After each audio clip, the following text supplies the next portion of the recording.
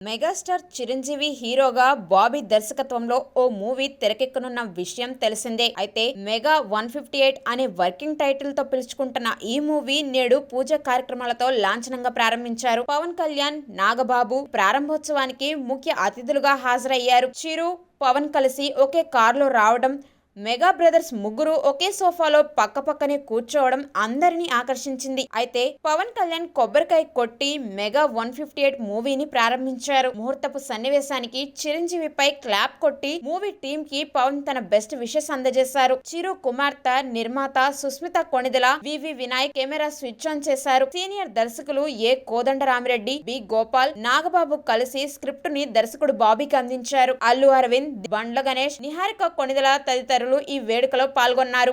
ఇదిలా ఉంటే దీనికి ముందే చిరంజీవి జిమ్ లో కసరత్తులు చేస్తూ కనిపించారు. తన పాత్ర కోసం పర్ఫెక్ట్ ఫిజిక్ మెయింటైన్ చేయడానికి ఆయన హార్డ్ వర్కౌట్స్ చేయడం మనందరం చూడొచ్చు.